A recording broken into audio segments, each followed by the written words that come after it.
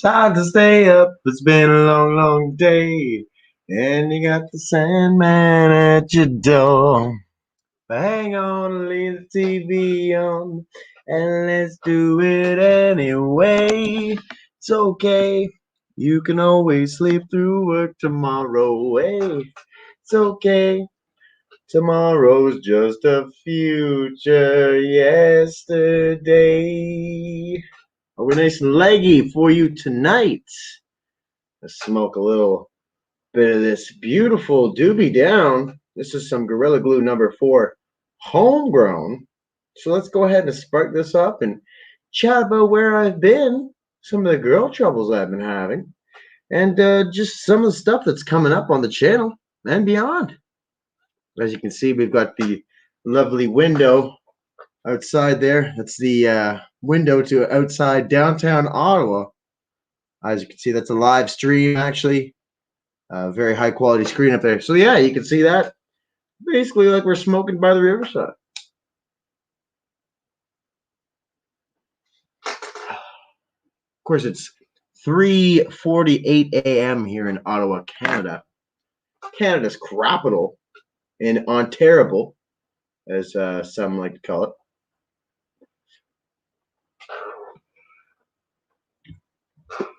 But normally we do this at a more reasonable time, and we would like you, that's right, you the viewer, to come on and smoke with us in a different window, perhaps on screen or maybe in audio only. But you too can be on the show. We want to hear from you. So yeah, without further ado, where have I been the last couple of weeks? It's been about 2 weeks almost since I've done a show. And, you know, why haven't been making content? Well, have I got a story for you.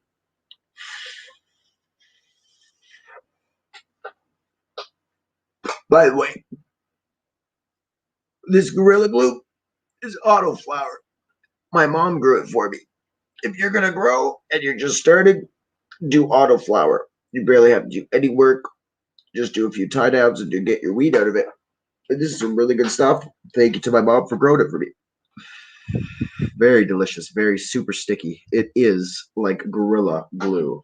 And that is from Bloomberg Seeds. But I wouldn't recommend buying from them because they screwed her over on the seeds twice. So, yeah. Anyways, enough about them. So basically, where I've been is right here.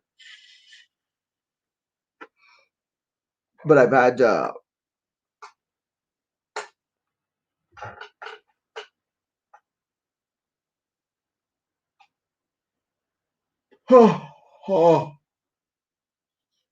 holy fuck!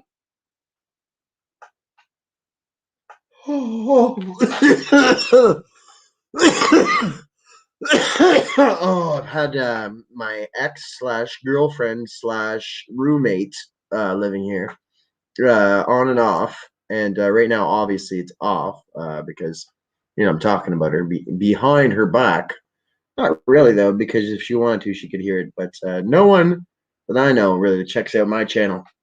So thank you to the new handful of subscribers we've had. We've had like 4 or 5 over the past week. We're now at 82. Thank you very much all for jumping on board. And again, like I said, we're going to be getting back to what we were doing. But I had my friend here staying here, my girlfriend, whatever you want to say, and she's recovering from a substance abuse issue. I'll just leave it at that. And also, she's dealing with some legal issues right now. So I've been trying to help her with that. She recently passed a court date, which is good. And so now we've kind of got that under control, and I'm going to be more available to do this kind of fun stuff that I've been wanting to do. And anyways, I guess I will go into a story about why I'm calling her my girlfriend/ex/roommate. I guess I'll do that now, but here, just let me spark this joint back up. It's so sticky, icky. It keeps going out. And shout out, I want to know what the hell you are all smoking there. And I think we're going to have to get some people on this program very soon who like to smoke. And yeah, I'm gonna dip into that very soon. I guess I'll start with the story though.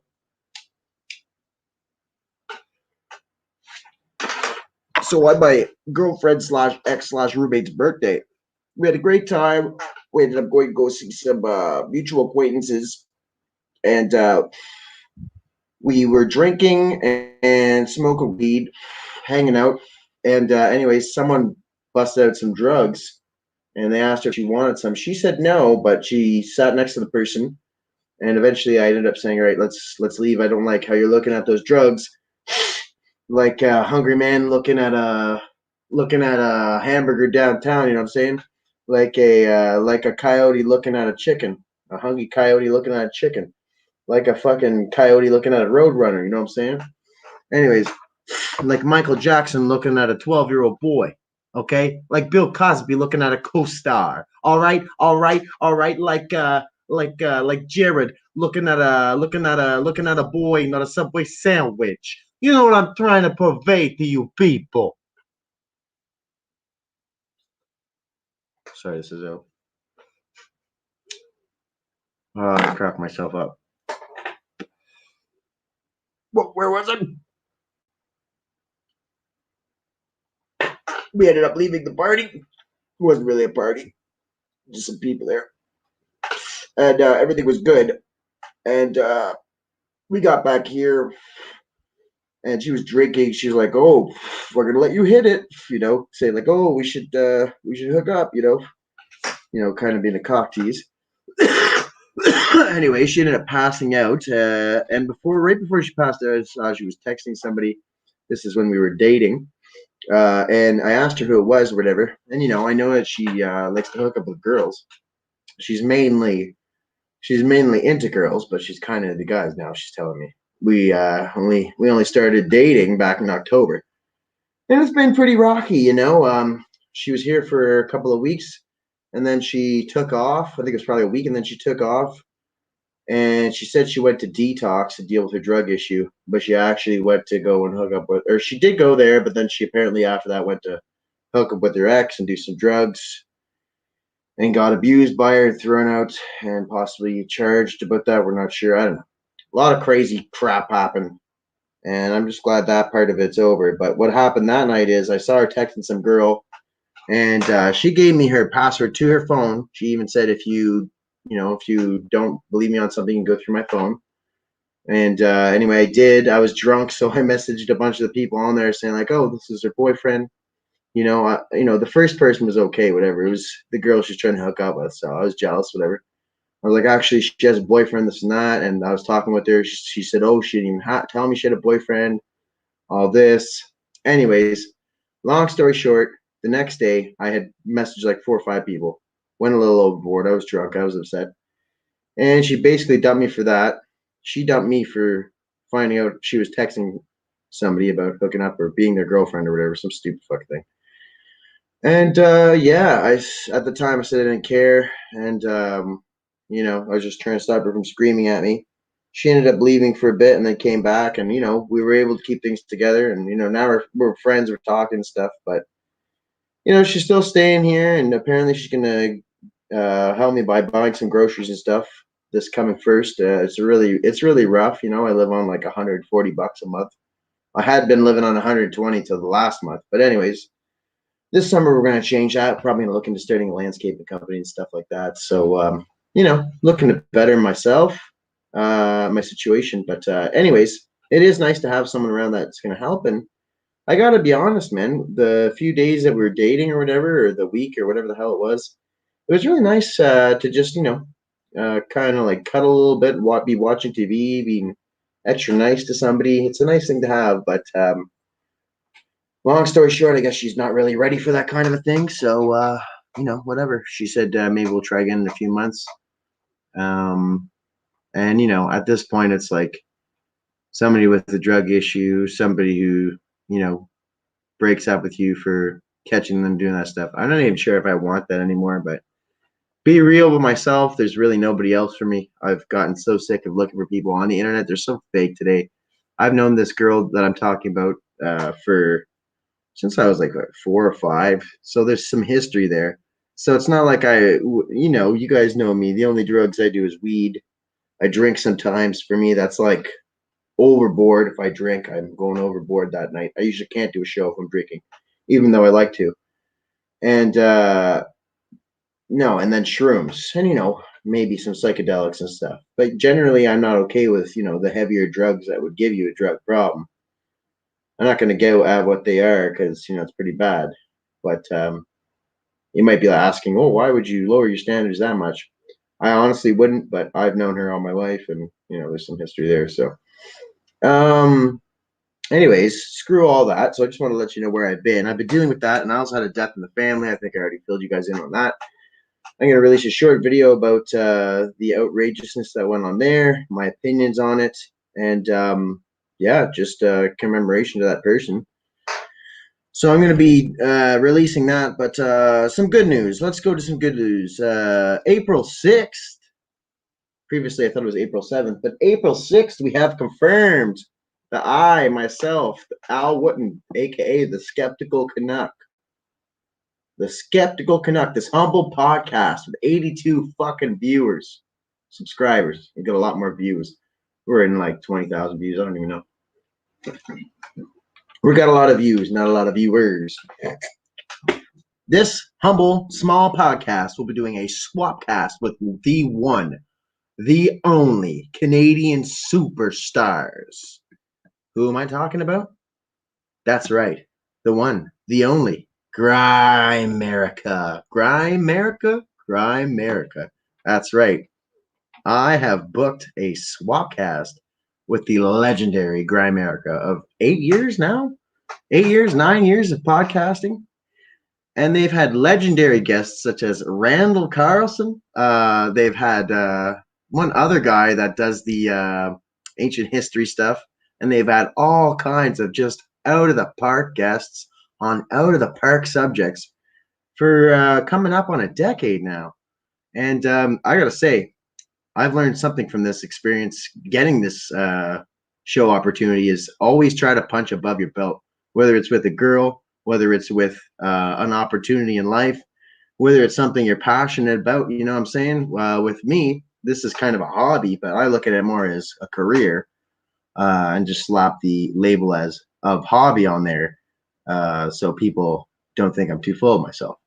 But anyways, yeah, so we're going to be doing a swap cast.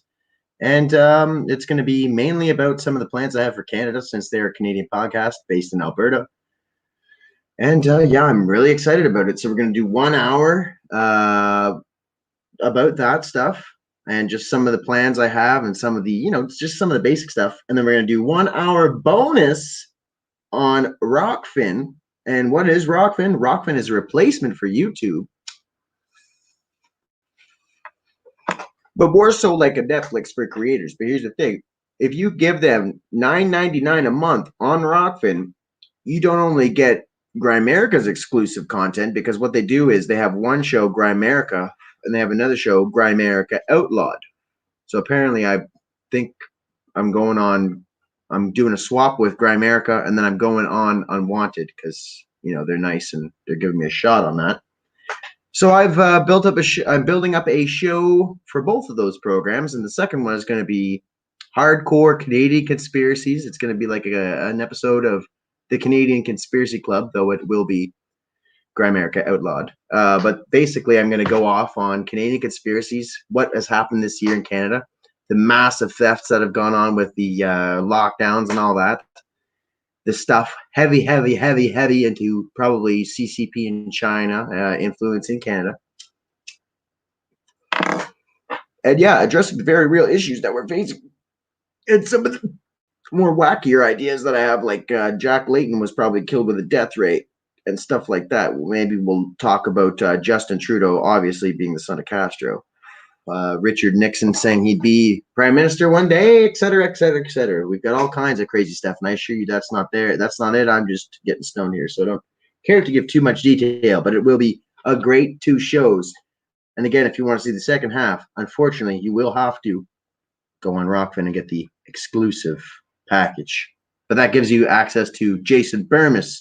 That gives you access to the once loved Jimmy Dore, Graham Elwood, which is he's like a communist guy, so I don't think you'd want to see him, but there's a lot of people on there. A lot of people on there. I just can't think of them all. But if you can think of an alternative person, they're on there. I don't know if Alex Jones is on there. I think he's got his own thing. Anyway, moving on. So that Swapcast is confirmed, and tune in that date. I'll have more details before we go live. That's April 6th, 7 p.m., probably on the Grimerica Swapcast. That's 7 p.m. New York Standard Time. New York Standard Time. Canadian Eastern as well. All right, so this summer, what's coming up this summer? And what's also coming up before this summer? It's now spring. What does that say? Summer. Okay, so yeah, I've, as I mentioned before, I've got my girlfriend / ex / roommate living with me. She's got a phone, so I'm going to start shooting new episodes of the Hot Box. What is it called? The Hot Box Pioneer. That's right. The Hot Box Pioneer is coming back in action. The double cam show where I hotbox something, and you can see what it's like inside the hotbox as well as outside. You can see the smoke poured out and the smoke poured into me. So stay tuned for that. It'll be episode 3 of that series. And I think it'll probably be about 15 minutes long. Last time we went a little long. It was like 20 minutes. But it was fun. And this time I'm going to be hotboxing a turned upside down, it's like 125-liter storage bin. So basically it's like a human-sized storage bin. And it's airtight. So I'm going to flip it upside down and probably blaze about a gram, 1.5 in there. And I'm going to film the entire experience on 2 cams, like the classic TV show experience. So stay tuned for that. And that is coming up probably within the next week. It's not too hard to do, but I'm thinking it'll probably be after the 6th, just to, it's probably going to be after the Swapcast, because I'm going to have to focus most of my time to make that a quality production. I really want to take for me, getting on Grimerica is like getting on Johnny Carson. Now I know it's not Joe Rogan. All right, I know it's not even a huge show, but the level of respect that show has, especially for me in my eyes, it's a huge opportunity, and I'm not fucking it up, and I'm not putting in minimal effort at all. So I'm gonna make it the best I can. Anyways, also this summer, the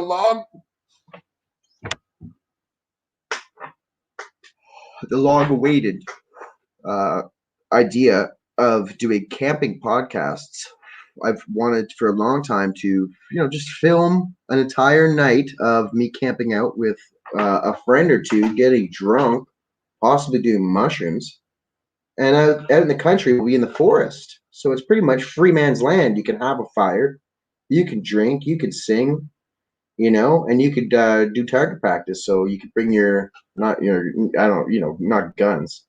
You can bring your pellet guns and stuff, and you can shoot cans or whatever.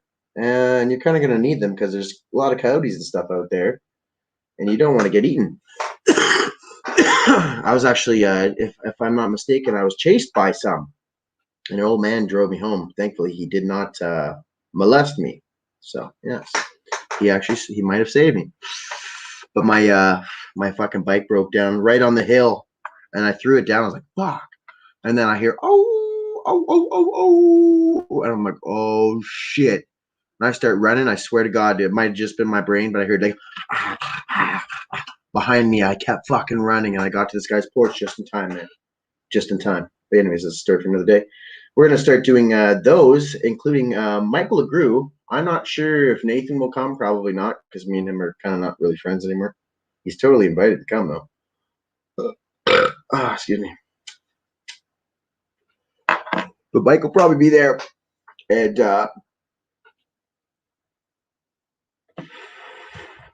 my roommate / ex / girlfriend will probably be there. Her name's Jess. She's pretty hot. And no, she's just fun to hang out with. She's kind of funny. So she'll probably be in on that too. Probably won't be on camera as much. But that's up to her, really. And my idea for the first one is, yeah, we'll just go out there. We'll have some cardboard boxes. Now, this sounds funny. We're going to make basically a cardboard box fort, go inside of it, and that's where we're going to sleep. And then we'll have the fire, obviously, outside of the little fort. Now, if we do some mushrooms, things could go bad quick. So we'll probably have one person as the designated sober party. But anyways, so that's something that's coming up. I could talk about that all night, but there's fishing out there. You can actually eat the fish. So we'll probably grill up a fish there on the podcast. I'll edit it down maybe, or maybe not. Maybe I'll just keep it rolling live. Maybe we'll do an hour at the campsite, an hour at the fishing, and an hour doing something else, shooting during the day or some bullshit. But we're definitely going to be doing that this summer. I don't care if it's just me out there alone. I doubt it will be. But if I have to sleep out there alone in the darkness, which I don't think so, unless she moves out, it'll be me and her, and then probably Mike as well. So stay tuned for that. That's coming up, and that's going to be a crazy adventure. Also this summer, I really want to start getting into the filmmaking and the amateur filmmaking, I guess you'd say. But I've got a few ideas for films, short stories, what have you. More so, I've got the ideas for the television series in the quotations, which is, the mockumentary, the ripoff of the Trailer Park Boys. I've wanted to do that one for a while. We might have to recast Nathan. As I said, we're kind of in a bit of a tiff. But he didn't seem too dedicated to the project anyway. So if I could find one other person, I'm trying to use James, who used to be on the show. He probably would be the best fit because his character really fits it, and he knows a lot about, roughing it, which the show is about roughing it and living in the woods and, being somebody who has to climb their way up from nothing, kind of like the Trailer Park Boys, which is what made that series so great.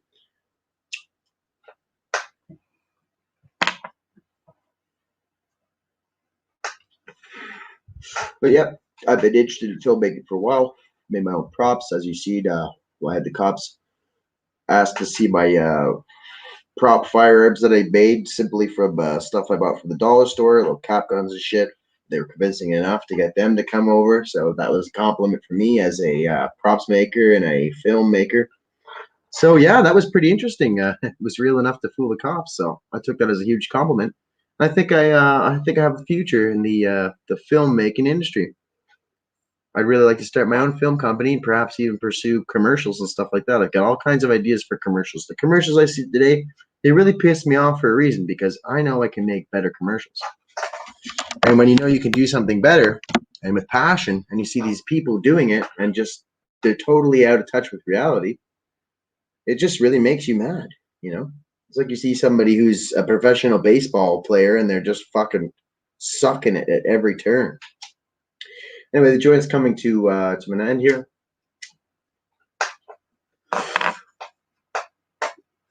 Oh, it is some good weed. I don't know if I can show it to you.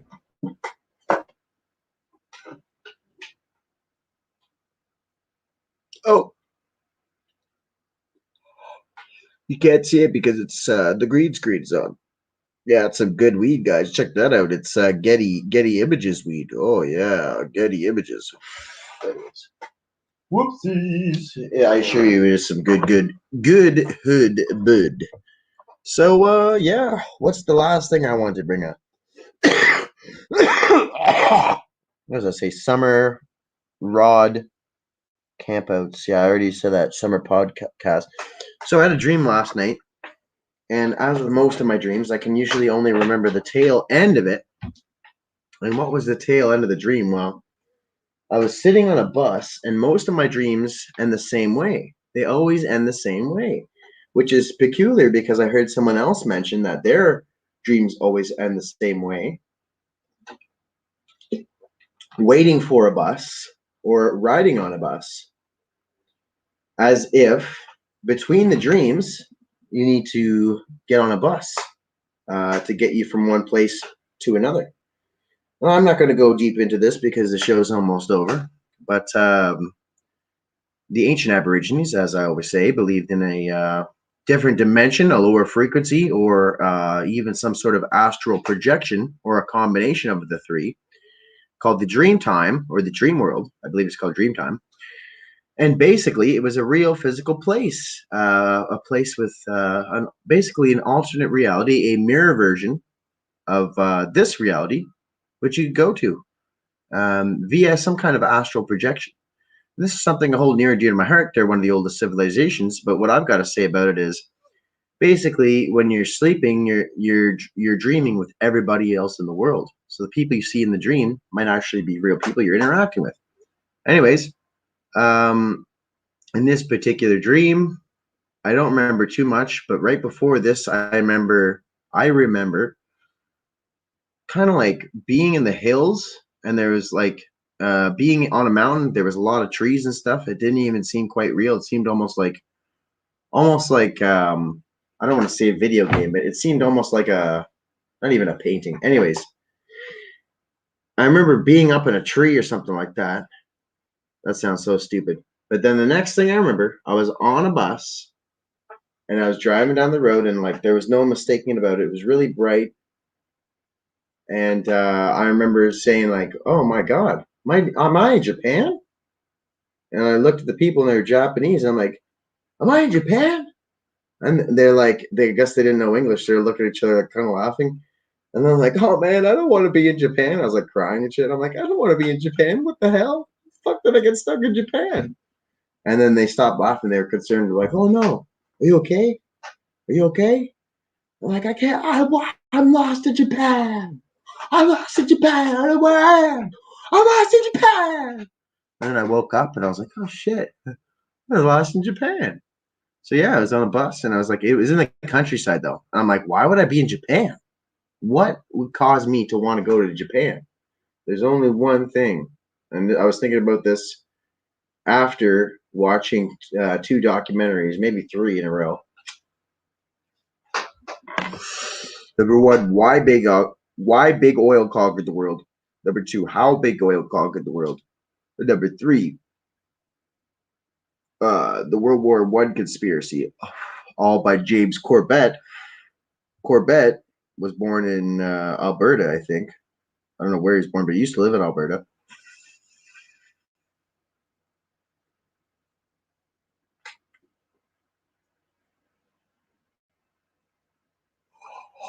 Anyway, I quite admire his work.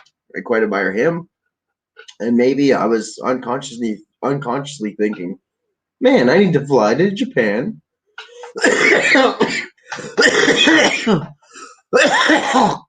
And I have to go and see James Corbett and ask him some questions and be like, "Yo, James, I came to Japan to see you, man. Look, I'm a floating ghost person.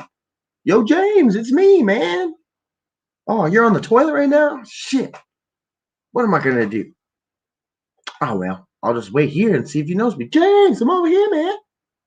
I'm over here." So I don't know what I was thinking, but I was thinking I was gonna maybe go see James Corbett and ask him for some advice on my podcast. Because when I woke up, I'm like, why the fuck would I be in Japan? There's only one reason. I only know one person in Japan, and it's James. So I was going to go see James in Japan. So that was my dream, and but I got stuck on a bus and I started crying. So I'll be interested to see in the paranormal news if there was a ghost boy on a bus crying that he doesn't want to be stuck in Japan. You know, maybe a lot of these ghost encounters are people dreaming. And a lot of these ghost encounters, this is my personal theory, a lot of the ghost encounters are people who are dreaming in the dream world, the spirit world. You know, because, I mean, what's the difference between someone who's dreaming and a ghost or a spirit? Anyway, that's my theory for the day. Got another puff or two here. Thanks for tuning in. We're going to cut it off at 30 minutes. And yeah, I don't think I missed anything, but I'm going to keep doing the dream updates.